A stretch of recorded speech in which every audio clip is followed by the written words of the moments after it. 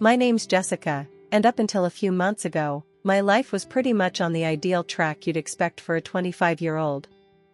I'd just wrapped up my degree and snagged a manager position at a bustling trading company. Things were looking up, and then, at a party thrown by some mutual friends, I met Jake. Jake was a guy you'd notice right off the bat, tall, with a loud laugh and a way of filling the room that made you feel like you were the only two people in it. He came over to where I was sitting, holding a beer in one hand and a plate of half-eaten snacks in the other. "Hey, you're Jessica, right?" "I'm Jake. Heard you're the brain running the new show downtown," he said, sliding into the seat next to me. "Yeah, that's me," I smiled, trying to match his easy demeanor. "And let me guess, you're the life of every party and possibly every after-party?" "You got me," he laughed, clapping his hands in mock surrender. "Guilty as charged. So, what brings you here, apart from obviously elevating our collective style quotient?" We clicked instantly. Jake was easy to talk to, and despite his casual front, he seemed genuinely interested in what I had to say. We spent the rest of the evening chatting about everything from our jobs to our favorite TV shows, and by the time the party wound down, we'd exchanged numbers and promised to catch up soon. In the weeks that followed, Jake and I saw a lot of each other. Our dates ranged from simple coffee meetups to adventurous evenings out in the city. He was fun, but also had a rough edge that made our conversations spark. We often debated fiercely over films or politics, him always pushing back with a grin whenever I got too bossy with my opinions. "Come on, Jess, you can't seriously think that's the best movie of the year?" he'd challenge, throwing his hands up in disbelief. "Watch me convince you, or are you scared you'll actually agree with me?" I'd retort, bumping his shoulder lightly with mine. Life felt good. Real good. But as they say, when things seem too perfect, life has a way of throwing a curveball. I just didn't expect mine to come so fast and hit so hard. It was a clear Saturday morning, the kind where the sun decides to show up in full glory and not a single cloud dares to hide it. I was out for a drive with my folks, planning to grab lunch at that new seafood place Mom had been raving about all week. Dad was at the wheel, Mom was navigating, and I was in the back seat, mindlessly scrolling through my phone. "Jessica, put that thing down and look outside, would you? It's a beautiful day." Mom chided from the front seat, her tone playful yet firm. I laughed, slipping the phone into my purse. All right. You win, Mom. Eyes on the scenery now." Dad chimed in, his voice always steady and reassuring. "Good. You kids today with your gadgets. When I was your age, I was always looking out the window, counting cows on the road trips." We all laughed, and I leaned forward between their seats, feeling like a kid again on one of our family road trips. The conversation shifted to casual updates on relatives and Dad's recent fishing trip with his buddies. "So, caught anything bigger than a minnow this time, Dad?" I teased, poking fun at his often exaggerated fish tales. "A minnow? You'll eat your words next time I bring home a catch. Just wait," he retorted, grinning in the rearview mirror. Mom rolled her eyes, smiling. "Let's see if we can get through lunch without your father declaring himself the fishing champion of the state." The light-hearted banter was cut short by a sudden blare of a horn. Time slowed down as I looked up. A truck had veered into our lane, speeding straight toward us. Dad's hands tightened on the wheel, his knuckles white as he tried to swerve. "Hold on," he shouted, the last words I heard before the crash drowned out everything else. The impact was deafening, a brutal cacophony of shattering glass and crunching metal. My body jerked forward, then slammed back, pain shooting through every nerve. Darkness edged my vision, the sounds around me fading to a distant, muffled echo. When I came to, the world was a haze of sirens and people shouting. I tried to move, to get to my parents, but nothing responded. Panic clawed at my throat, my breaths coming in short, sharp gasps. "Ma'am, can you hear me?"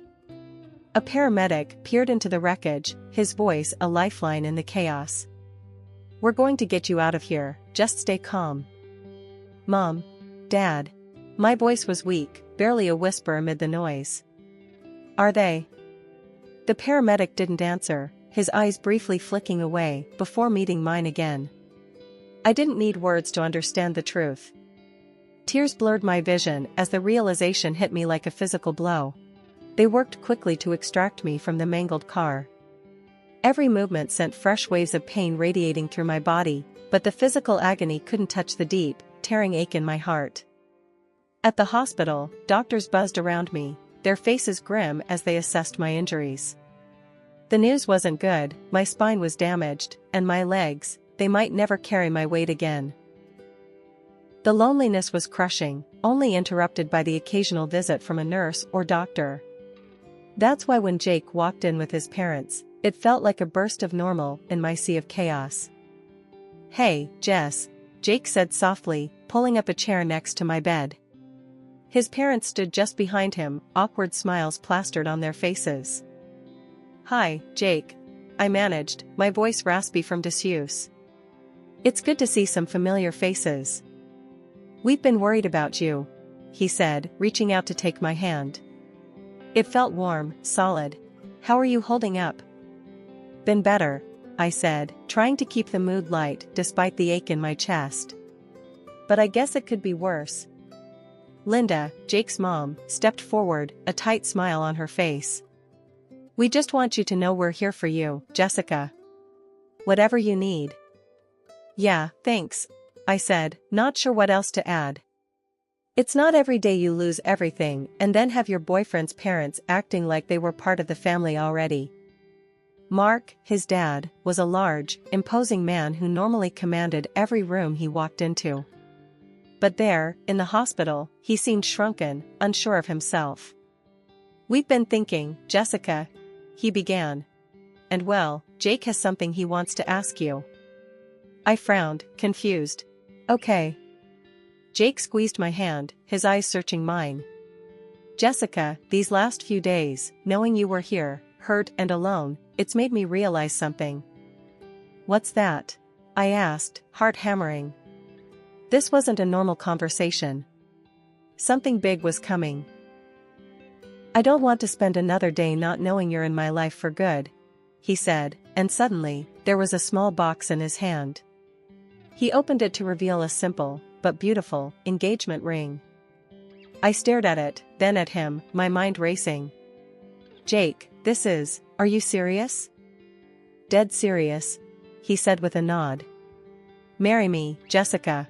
Let me take care of you." His parents watched us, barely breathing. Linda had her hands clasped together, eyes wet with tears. Mark just nodded slightly, as if confirming something to himself. It felt like a lifeline, thrown in the middle of my storm. But it also felt rushed, desperate even. Yet, looking into Jake's hopeful face, how could I say anything but, yes? Our wedding was nothing like I had imagined as a little girl. It was a modest ceremony, held in the small garden at my parents' house. I sat in my wheelchair, dressed in a simple white gown that had been altered to fit comfortably around my new reality. The guest list had shrunk to a handful of close friends and family, a stark contrast to the grand event my mother and I had playfully sketched out years ago. My parents' house, now just mine, had been modified after the accident. Ramps and rails were the new normal in my once familiar home. But so was the constant reminder of my limitations. The first few weeks were a blur of adjustments. Jake moved in and, at first, things seemed okay. He was around a lot, helping me move about, cooking meals, and generally making sure I was comfortable. I appreciated it, I did, but there was an undercurrent of tension, like waiting for the other shoe to drop. One afternoon, I was trying to reach a bowl from the upper cabinet, a feat that had become a Herculean task from my new, lower vantage point. "Need some help there, babe?" Jake asked, walking into the kitchen. "Just a bit," I replied, frustrated at having to ask yet again. He grabbed the bowl and handed it to me. "You know, I read online about some tools that might help you with this stuff. Like grabbers or something." "Yeah, maybe," I muttered, not wanting to think about stocking my home with yet more reminders of my disability. Things started to shift then. Slowly, Jake began spending more time away from home. His helpfulness waned, replaced by absences that he brushed off with vague explanations. "Where were you last night?" I asked him one evening when he came home later than usual, the smell of alcohol clinging to his clothes. "Out," was all he said as he flopped down on the couch, not even bothering to remove his shoes. "Just needed to blow off some steam." I maneuvered my wheelchair closer, feeling a mix of anger and concern. "Jake, you know I can't just go out and blow off steam. I need you here." He sighed, a sound that seemed to carry more annoyance than apology. "Jess, I can't be cooped up here all the time. It's tough for me, too, you know." The days turned into weeks, and the neglect became more apparent. Meals he used to cook turned into takeout boxes he couldn't be bothered to throw away. The bathroom that needed to be accessible became cluttered with his things, making it harder for me to maneuver. One morning, I caught him in a particularly foul mood as I asked him to move his stuff off the bathroom floor. "Can you just deal with it for once?" he snapped, his patience obviously worn thin. I didn't sign up to be a caretaker. 3 months after our wedding, Jake quit his job, dropping the news as casually as if he were talking about the weather. "I don't need to work anymore," he said one morning, coffee in hand, a smug look on his face. "You've got enough money from your folks. We're set." I stared at him, my stomach churning. "So, what, you're just going to live off my inheritance? That's your plan?" "Why not?" he shrugged. "It's ours now, isn't it?" His words chilled me. It wasn't just the house or the money he felt entitled to, it was my entire existence. I was supposed to be his wife, not his meal ticket. Things around the house started to change, and not for the better. It was the little things at first. Paintings that had hung on the walls for as long as I could remember were suddenly gone, and heirloom dishes that were supposed to be passed down to me vanished from the cupboards. At first, I thought I was going crazy. How could I misplace these things when I could barely get around? One afternoon, the house was unusually quiet. Jake and his folks were out, supposedly at some all-day event. I was alone, which was rare these days. I was in the living room, trying to reach a book from a lower shelf when Maria, my masseuse, and only real friend these days, came in for her weekly visit. "Hey, Jessica, how you holding up today?" Maria asked as she set her bag down. "Not great," I sighed, abandoning my attempt at the book. "Stuff's going missing, and I don't know if I'm just forgetting things or what." Maria frowned, helping me back into my chair. "What kind of stuff?" "Important stuff, like my mom's paintings and some antique dishes. I can't prove it, but I think someone's taking them." "That's messed up," she said, her brows knitting together in concern. "Do you want to do something about it?" "Like what?" "It's not like I can set up cameras all over the place," I muttered, feeling defeated. "Well, actually, I might know a guy who could set up some mics. Just to see if you can catch whoever's doing it talking about it?" Maria suggested, her tone careful. I hesitated. It felt a bit extreme, but then again, I needed to know. "Okay, yeah. Let's do it." A few days later, Maria came by with a guy who discreetly placed microphones in several rooms. It was all very spy-like, and I half expected it to be a bust. But what we eventually heard chilled me to the bone. It was late one evening, a few weeks after the mics were installed, and I was listening through the recordings. Jake's voice came through first, clear as day. "We should be able to get a good price for those dishes," he said, sounding nonchalant. "Yeah, the paintings fetched a pretty penny too," his mother, Linda, responded. There was a clinking sound, like she was sorting through silverware. I felt sick. They were stealing from me, selling off my family's things right under my nose. "What about Jessica? She's bound to notice more things missing," Jake's dad, Mark, chimed in. "That wheelchair keeps her pretty tied down. And once we move her to a home, we'll have all the time in the world to sell off the rest," Jake said, a hardness in his voice I'd never heard before. I paused the recording, tears stinging my eyes. Not only were they stealing from me, but they were planning to get rid of me, to shove me in some home and wipe their hands clean of me. I replayed the recording when Maria came over next. She listened, her face set in anger. "We need to do something," she said firmly. "You can't let them get away with this." I nodded, wiping away tears. "I know. I don't know what to do. First, we save every recording. Then, we go to the police. And you call your lawyer." Maria plotted out, her tone brooking no argument. "Okay," I agreed, feeling a flicker of hope amidst the betrayal. "Let's take these bastards down." The next morning, I woke up to find the ramps that allowed me access to different parts of the house mysteriously dismantled. I stared in disbelief from the doorway of my bedroom, my usual path to freedom abruptly cut off. "Jake," I called out, hoping for an explanation but dreading the answer. When he finally appeared, his face was a mask of feigned concern. "Oh, hey babe," Jake said casually, as if nothing was amiss. "We had to take down those ramps. They were getting old and, safety hazard and all that." "Safety hazard?" "Jake, I need those to get around. How am I supposed to move through the house now?" My voice cracked with a mixture of anger and desperation. "Don't worry about it, Jess. We'll figure something out," he replied, his tone dismissive, as if it were a minor inconvenience rather than a major blockade to my independence. "But I am worried, Jake. You can't just decide these things without talking to me first. I live here too, remember?" I snapped, my frustration boiling over. Jake shrugged, the gesture like a slap in the face. "Look, I'm just trying to look out for you. You could have hurt yourself with those old ramps." His words twisted in my gut. Looking out for me? More like trapping me.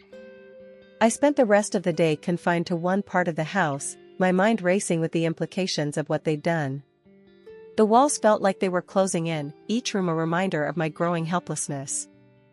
The next few days were a blur of helplessness and brewing fury. I was stuck, literally and figuratively. Jake and his parents came and went as they pleased, their voices low and conspiratorial, leaving me out of their hushed conversations. One evening, Linda came by to check on me, her fake smile firmly in place. "Jessica, darling, how are you holding up? We're just so worried about you being on your own," she cooed, her voice dripping with false sympathy. "I'm managing," I replied coldly, not in the mood to play nice. "Seems like I'll have to get used to it, with the ramps gone and all." "Oh, that was just a precaution, dear," Linda said, patting my hand in a patronizing manner. "We're just trying to keep you safe. You know how much we care about you." Her words stung, the lie so blatant it was almost laughable. Safe? They were stripping away my mobility, my freedom, piece by piece. That night, after Linda had left with a breezy goodbye, I called Maria. "They're boxing me in, Maria. I can't even get around my own house now," I said, the edge in my voice sharp with anger and a trace of fear. "We need to act fast, Jessica," Maria responded, her voice tight with urgency. "This is more serious than we thought. It's not just about stealing from you now, it's about control." After we hung up, I lay in bed, staring at the ceiling. The feeling of being trapped was suffocating, but the fire of defiance was building within me. I just needed a chance, any chance, to turn the tables on them. And I was determined to find it. The next morning was a whirlwind. First, I called the service that deals with the disabled to report how Jake and his parents had dismantled the ramps, my main way of moving freely around my own home. They were quick to react, promising to send someone to assess the situation immediately. Next, I called my lawyer, Mr. Thompson, and explained everything. He was furious on my behalf and wasted no time. "I'll be there this afternoon with a couple of officers and a representative from the disability service. We'll sort this out," he assured me over the phone. By mid-afternoon, my living room felt more crowded than it had in a long time. Mr. Thompson, 2 police officers, and a representative from the Disability Rights Service were all present, along with Jake and his parents. The atmosphere was tense, the air thick with anticipation and dread. Jake and his dad looked shocked, like deer caught in headlights, when Mr. Thompson started speaking. "We are here to conduct a thorough check of the premises," he announced. "I have here an inventory of all items listed in Jessica's parents' will, and we will be verifying that these items are accounted for." Jake tried to protest. "This is ridiculous. Jessica, why are you doing this?" Before I could answer, the representative from the Disability Service intervened, his tone stern. "First, we need to address the removal of accessibility features in this home. It's been brought to our attention that necessary ramps have been dismantled, significantly reducing Ms. Thompson's mobility and independence." The color drained from Jake's face as the representative walked through the house, noting where each ramp had been removed. Meanwhile, Mr. Thompson began checking off items from the inventory list. It didn't take long for discrepancies to appear. Several high-value items were missing, just as I had suspected. Linda started crying, her sobs loud and dramatic. "Please, Jessica, we didn't mean any harm. We were just trying to make things easier." "Easier for who, exactly?" I shot back, my patience wearing thin.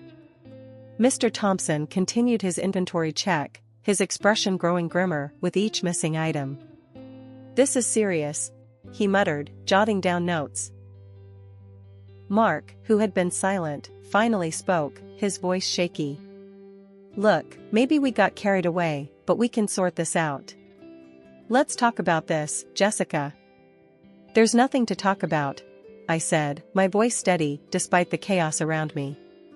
"You've been stealing from me and planning to ship me off. There's no excusing that." As the reality of their situation set in, Jake and his parents became increasingly panicked. Mr. Thompson finished his inspection and nodded to the officers. "Based on the evidence and the discrepancies here, I think we have enough to move forward." I looked at Jake, his parents, and then at the officers. "I want to press charges," I said, my voice firm. "And I have recordings of their conversations discussing their plans to sell my inheritance." The officers listened to the recordings, their expressions stern. After a few moments, one of them turned to Jake and his parents. "You are under arrest for theft and conspiracy," he announced, and began reading them their rights. Jake looked at me, betrayal written all over his face, not understanding that the real betrayal was his own.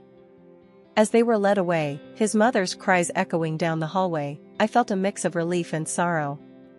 It was over, at least this chapter of it. The court case was a grueling process, but every day I showed up, determined to see it through. Sitting in the courtroom, watching Jake and his parents face the consequences of their actions, brought a mix of emotions.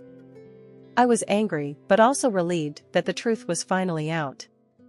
During one of the breaks, Jake tried to approach me. "Jessica, I'm sorry. I never wanted things to go this far," he said, his voice low. I looked at him, the man I thought I knew, the man I thought loved me. "Sorry doesn't change what you did, Jake. You made your choices."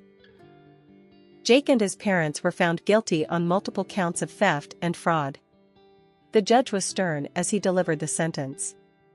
"Let this serve as a reminder that manipulation and greed have no place in our society," he declared. With the legal battles behind me, I focused on rehabilitation. The doctors were amazed at my progress. "You're a fighter, Jessica. You've come further than we initially thought possible," one doctor said during a session. "Rehab wasn't just about physical recovery, it was about rebuilding my life." I started going out more, meeting new people, and even took up a new hobby, painting. It was therapeutic, a way to express everything I had been through. One day, at a community art class, I met Alex. He was funny and kind, and he had this way of looking at life that made me believe in the good again. We clicked immediately, and soon, we were spending a lot of time together. "Jessica, this might sound crazy, but I feel like meeting you was meant to be," Alex said one evening as we walked through the park, my wheelchair rolling smoothly beside him. I smiled, feeling genuinely happy for the first time in a long while. "I think I can believe that. It's nice to have someone who just gets it, you know?" "Yeah, I do," he said, reaching over to squeeze my hand gently. One morning, I visited the grave of my parents. I told them about everything that had happened, about the trial, my recovery, and Alex. I miss you both so much, but I'm getting back on my feet, literally and figuratively, I said, laying flowers on their tombstone. Walking away from the cemetery, I felt their love with me, like a gentle push forward. I was moving on, but I was taking them with me in my heart.